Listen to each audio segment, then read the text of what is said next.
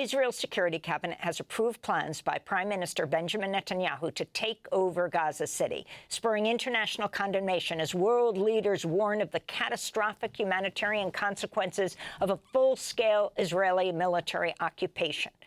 In response to Israel's intensifying military campaign, German Chancellor Friedrich Merz announced today Germany will suspend the export of military weapons to Israel that could be used in Gaza. The move stops short of a full arms embargo, but marks a significant shift in Germany's position. Meanwhile, British Prime Minister Keir Starmer called the decision wrong, adding, quote, "It will only lead to more bloodshed." UN Human Rights Chief Volker Turk urged for the plans to be immediately halted and that the move, quote, "runs contrary to the ruling of the International Court of Justice that Israel must bring its occupation to an end as soon as possible and to the right of Palestinians to self-determination," unquote. Israeli opposition leader Yair Lapid also condemned the decision to seize Gaza City, saying on social media, "This is a disaster, which will lead to many more disasters, a disaster for generations to come," he said. Ahead of the late-night Security Council meeting, Netanyahu told Fox News he, quote, "intends to take over all of Gaza." Netanyahu spoke to Fox News' Bill Hemmer in Jerusalem Thursday. Will Israel take control of all of Gaza? We intend to, in order to assure our security, remove Hamas there, enable the population to be free of Gaza, and to pass it to civilian governance. That is not Hamas and not anyone advocating the destruction of Israel. That's what we want to do. We want to liberate ourselves and liberate the people of Gaza from the awful terror of Hamas. Netanyahu claimed Israel would not seek to govern Gaza, but rather turn the territory over to unnamed Arab forces. Palestinians in Gaza reacted to Netanyahu's calls to take over the besieged strip. Netanyahu's decision to occupy Gaza, it's like there's nothing left to occupy in the first place. We're already dying, 100,000 deaths every day. Around 100 to 150 people die daily from starvation, on top of everything else we're going through. Practically all of Gaza has been squeezed into the western part of Gaza City, and that's all that's left. Just that, west to Gaza City. At this point, for the people, there's no difference anymore, whether he occupies it or not. This comes as the Israeli TV station Channel 13 revealed Netanyahu deliberately imposed starvation in Gaza, restricting aid to the besieged enclave as part of a strategy to force Hamas to surrender. Internal government transcripts from March show Netanyahu repeatedly ignored calls from senior ministers to move to the second phase of the ceasefire agreement to release the Israeli hostages. For more, we're joined by Mouin Rabbani, Middle East analyst, co-editor of Jadaliyah, and a non-resident fellow at the Center for Conflict and Humanitarian Studies, also a non-resident senior fellow at the Middle East Council on Global Affairs. Mouin Rabbani is a contributor to the book Deluge, Gaza and Israel, From Crisis to Cataclysm. Mouin, welcome back to Democracy Now! First, respond to the Security Council's endorsement of Netanyahu saying he's taking over Gaza City, and then respond to the international outcry that has ensued, including a voice we haven't heard condemning Israel before, and that's Germany. Yes. It wasn't the Security Council, it was Israel's Security Cabinet that took this decision to seek to seize physical control of the entirety of Gaza City. And I think it needs to be seen as the first phase of a larger plan enunciated by the Israeli Prime Minister, Benjamin Netanyahu.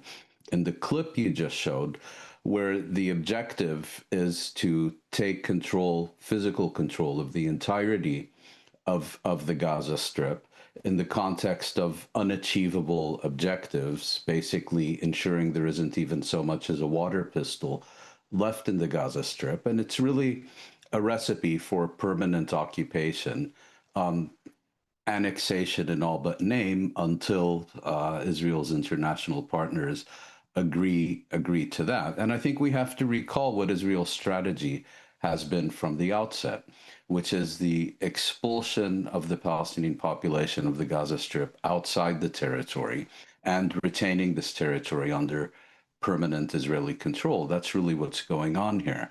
As far as these statements of criticism and condemnation are concerned, I think we have now reached, in fact, we long ago reached the point where words are entirely meaningless.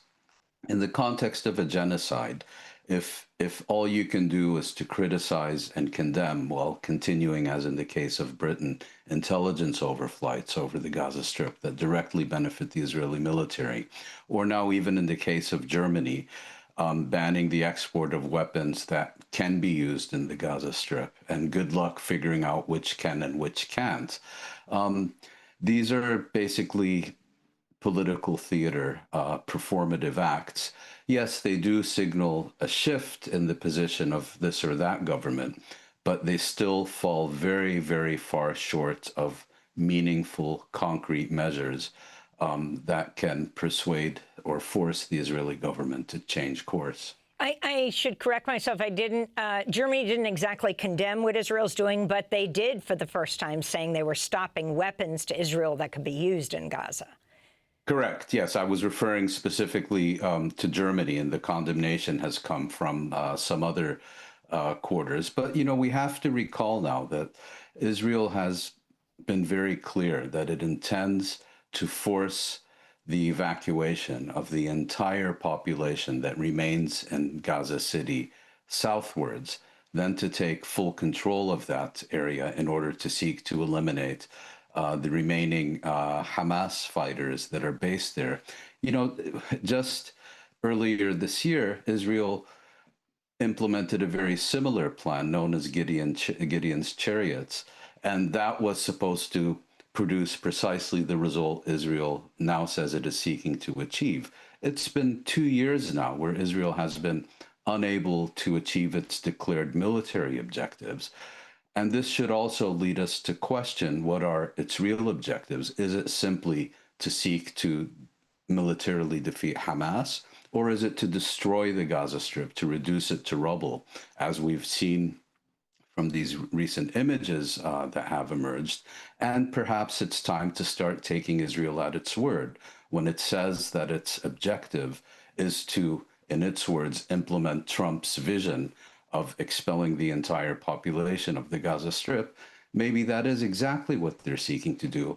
And maybe responses to Israel's statements and actions should be based on that. Israelis also took to the streets in Tel Aviv and Jerusalem Thursday to protest Netanyahu's plans to occupy all of Gaza.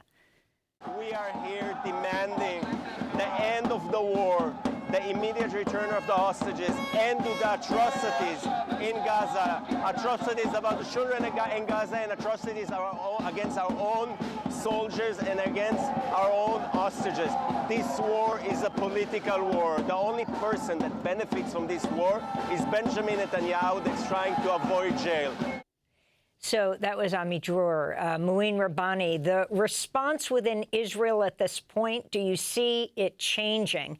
And then I want to ask you about what Netanyahu is talking about when he talks about these unnamed Arab forces he's hoping will take over Gaza.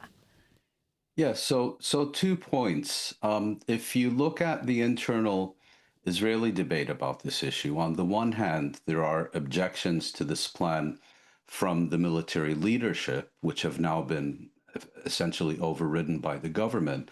And that is based on the military's estimation, you know, that it is not capable of a prolonged war, a prolonged insurgency. It's designed for short, sharp, decisive wars. It lacks sufficient manpower and material for the task that has been assigned to it. And on the other hand, you have those from some of the Israeli opposition parties and sectors of Israeli public opinion basically stating that Israel has a choice. It can either continue this indefinite genocidal military campaign, or it needs to reach an agreement with the Palestinians that puts an end to this war and results in an exchange of captives, because that will be the only way that Israel can successfully retrieve its remaining captives from the Gaza Strip. What I find telling in this debate is that no one is saying we shouldn't do this because of international sanctions that could result. In other words, Israel is acting in the full confidence that whatever it does, it will enjoy, if not the support, at least the consent of its key sponsors and allies in the West. Regarding this other point, there's a fundamental contradiction here. On the one hand, Israel refuses any form of Palestinian administration in the Gaza Strip, not Hamas administration. It equally rejects any Palestinian Authority administration or any other Palestinian governance, while at the same time, it is seeking to recruit essentially an Arab expeditionary force to take control of the Gaza Strip. But no Arab state has volunteered. Even Israel's closest Arab allies have refused to participate in this scheme because from their point of view, they're only willing to participate in any initiative that is embedded within a credible and irreversible political initiative that leads to the end of the occupation and Palestinian sovereignty in the Gaza Strip. And given that Israel's project is precisely to prevent that from happening, I don't see it getting off the ground.